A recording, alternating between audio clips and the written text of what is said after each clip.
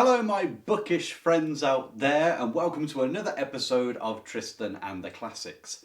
In this episode of 100 Books Everyone Should Read, we're going to take a look at Anne Bronte's The Tenant of Wildfowl Hall. Have you read it?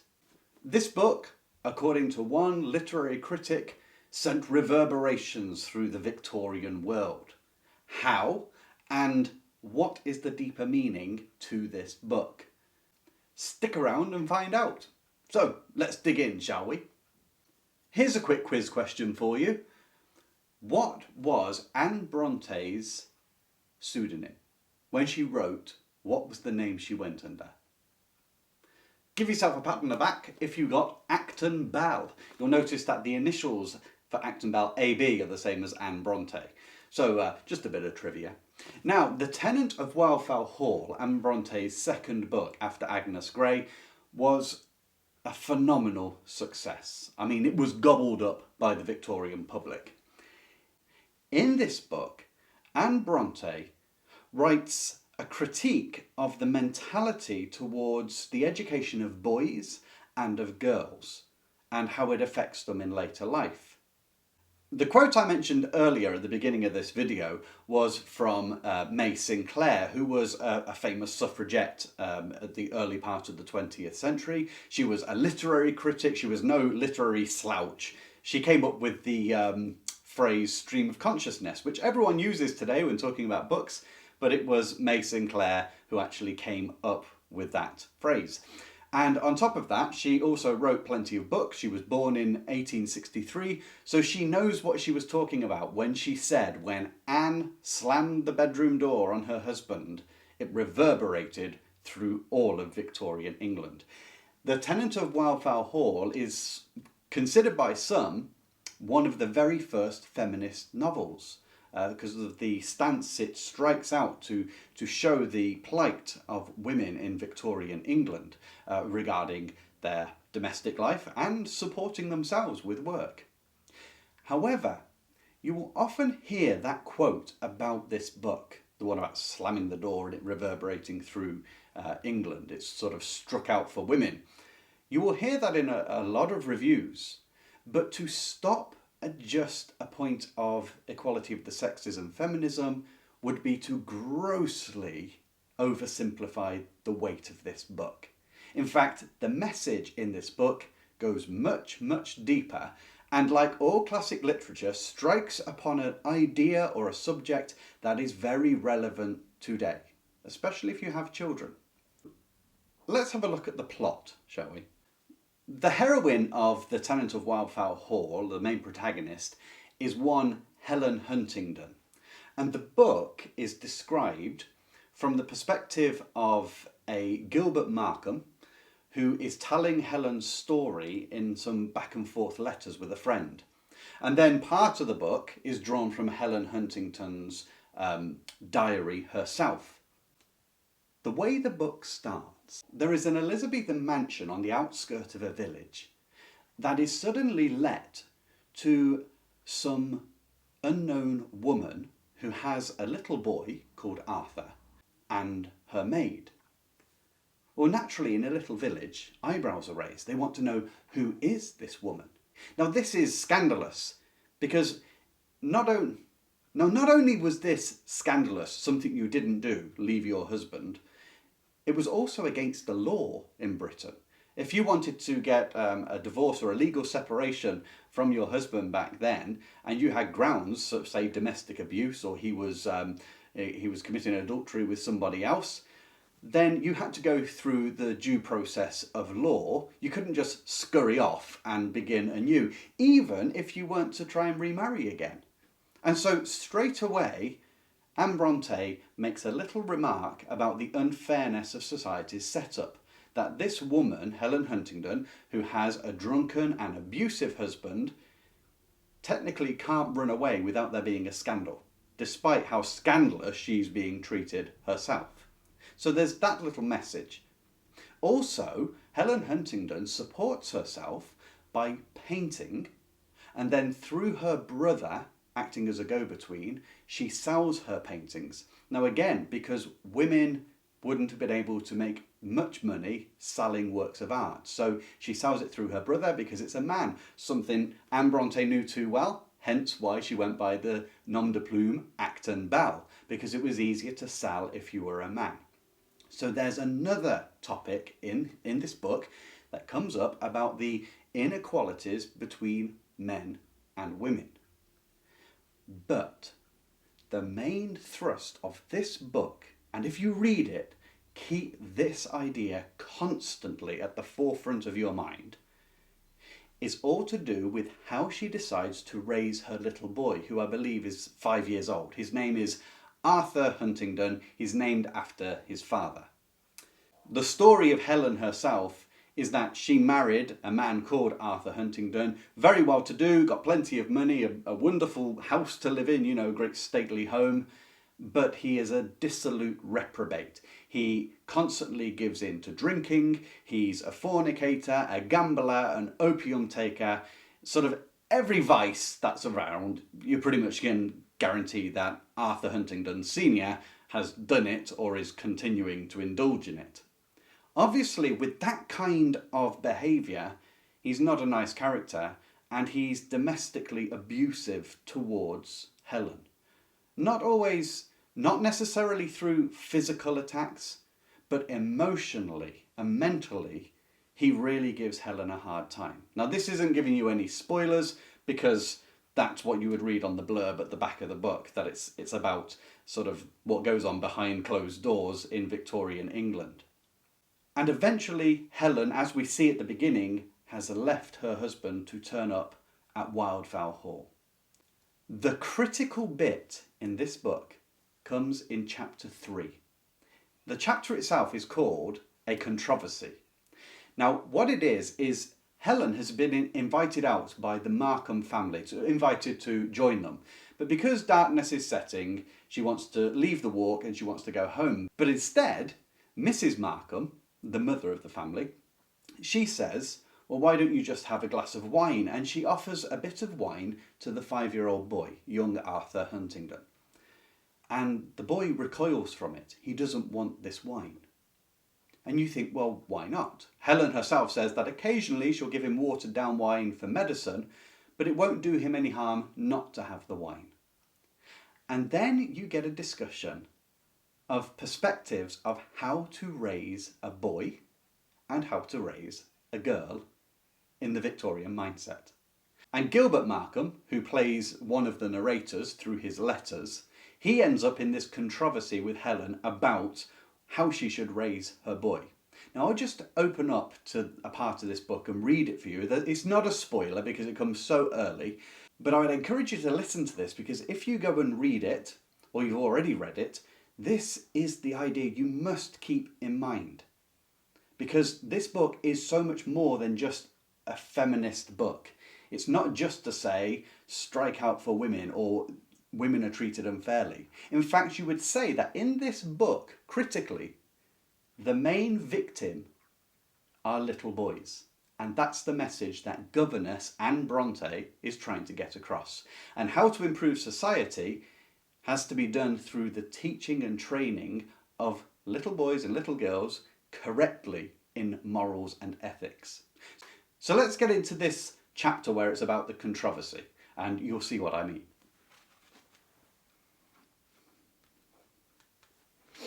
So as I've said, Gilbert's mother, Mrs. Markham, has said to Helen that you should let your little boy have some wine. It will strengthen him after the long walk. And the boy doesn't want it, and Helen says, no, he doesn't need it, because I don't think it's necessary. Then Mrs. Markham says this. She says, well, Mrs. Graham. Now, because Helen has left her husband and didn't want to be tracked down, she's changed her surname to Graham, which is her family name. Well, Mrs. Graham, said my mother, wiping the tears of merriment from her eyes, well, you surprised me. I really gave you credit for having more sense. The poor child will be the veriest milksop that ever was sopped. Only think what a man you'll make of him if you persist in... So you see, she's attacking Helen for not allowing her boy to drink some wine. But Helen interrupts and says, I think it a very excellent plan, interrupted Mrs. Graham with imperturbable gravity. By that means I hope to save him from one degrading vice at least. I wish I could render the incentives to every other equally innoxious in his case.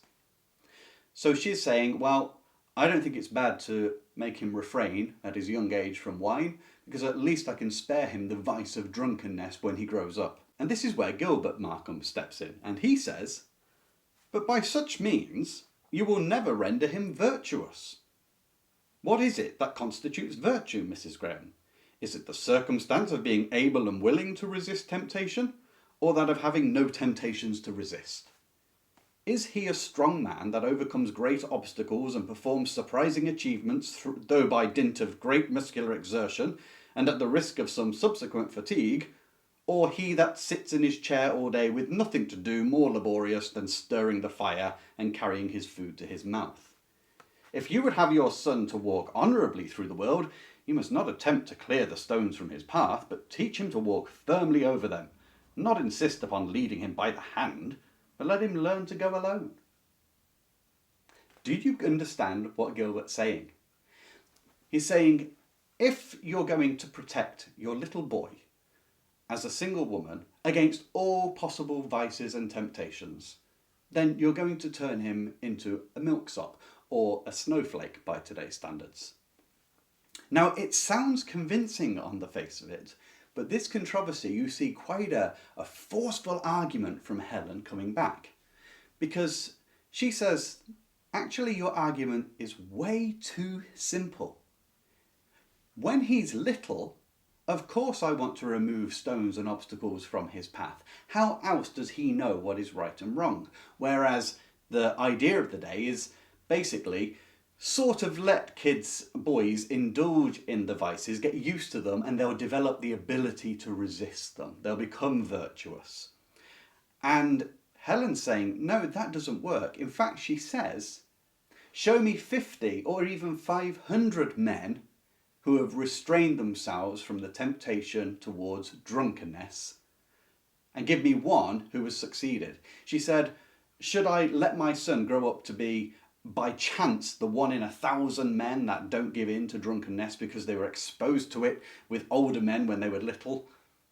Or will he just become another one of those drunks? And you get the sense here that her husband in the past was a drunkard, and so that's why there's a particular fear against it. But Anne Bronte, the authoress, is pointing out something she would have seen as a governess, that young boys were brought into adult male society, and the men sort of allowed the boys to indulge in some of the vices, and they would hold them back a degree, but they were thinking boys are made of sterner stuff than girls. They're able to understand that you must rise above these temptations and have them in moderation. But Helen Huntingdon is saying that doesn't work.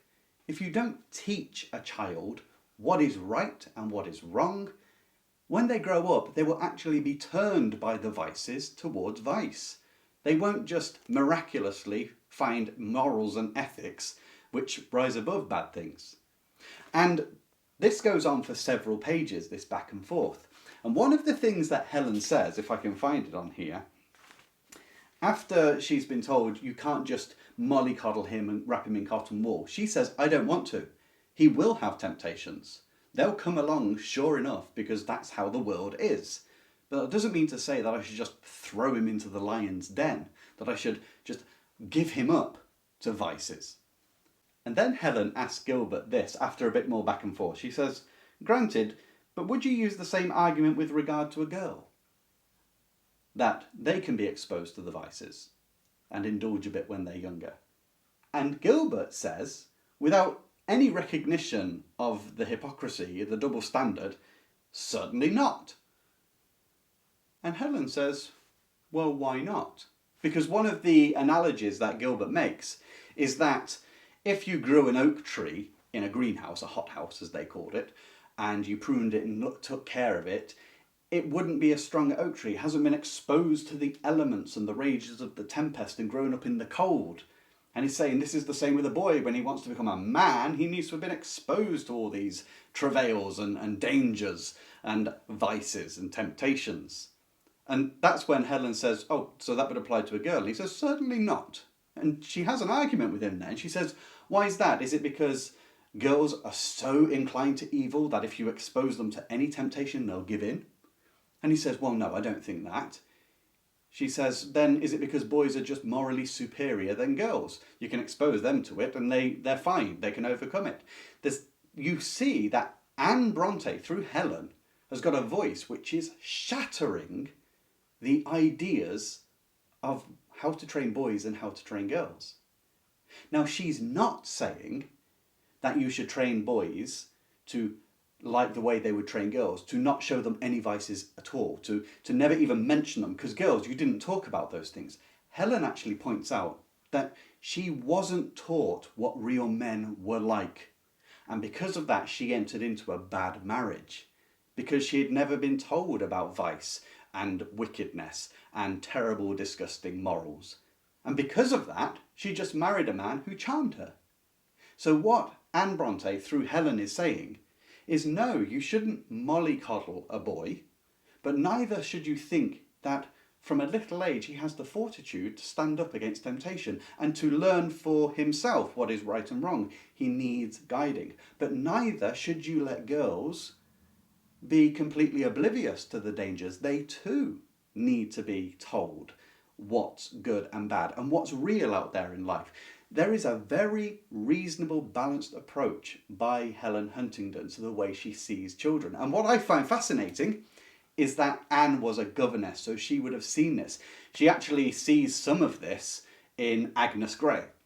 But this is drawn out, this is much more fully embellished in The Tenant of Wildfowl Hall. This is like one long argument towards how to raise children morally and ethically. And that if you don't do it, what the consequences are in society. And this is borne out as you go further along in the book.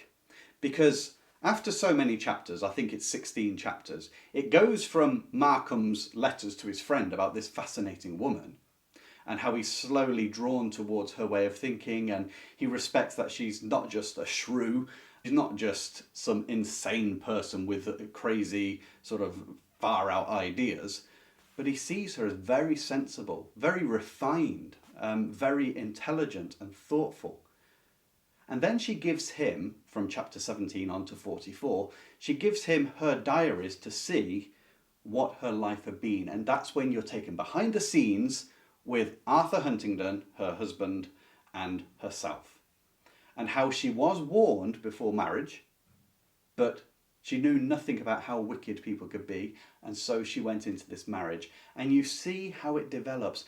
And it is the most brilliant, subtle, incisive, grueling, and measured.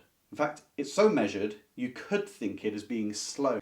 Because in this day and age, through TV, we want action, whiz bang, pop, all that kind of stuff. And that's not what you get in The Tenant of Wildfowl Hall. What Anne is doing, she has a message to share. And she has really thought it out. And one of the greatest ways to see if something is right is a hypothesis that you put into a novel and explore the idea. It's hard to argue with Anne's conclusion through Helen Huntingdon, and even Gilbert Markham. He sees that, okay, she's got a point. And that women should be listened to. They know a lot. So yes, it strikes out for women, but the actual main victims here are the children who are not being taught in a balanced way. Now, something to keep your eye out for when you're reading this book. Hone in on that chapter. Understand Anne's arguments. But later on, and I'm not going to give anything away, no spoilers here, all of that is so early, 3 chapters in, it's not a spoiler. But be aware to focus on that chapter and really get it into your mind, because everything will revolve around that. And yet, when you go into Helen's married life, you can easily forget this one chapter. Because little Arthur, the 5-year-old, he doesn't really feature in the book. And yet, in essence, it's all about him. She's run away for his sake. Is it just because she wants to stick it to the man?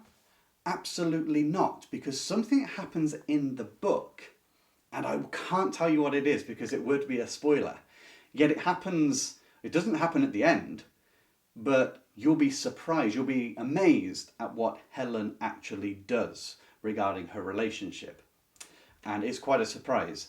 So I'm not going to tell you that. But as you go through the domestic life of Helen, you need to look out specifically for the reprobates that surround her husband Arthur.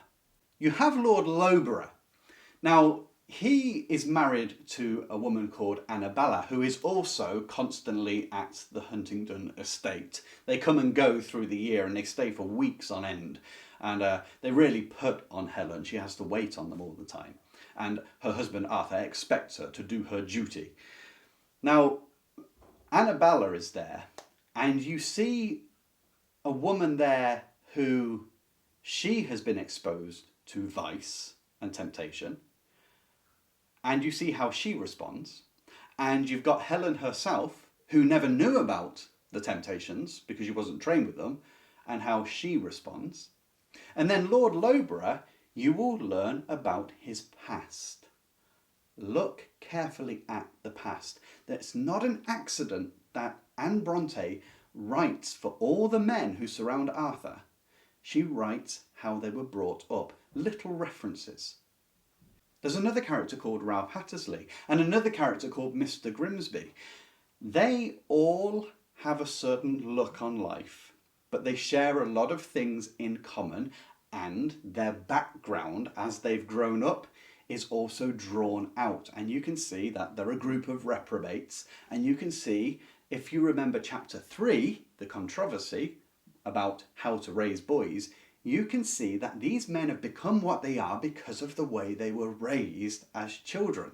That allowing a boy to try and trample over the stones and obstacles of life leads not only to his own demise, but to the demise of those around them. So, for instance, Helen has a miserable life because of her husband.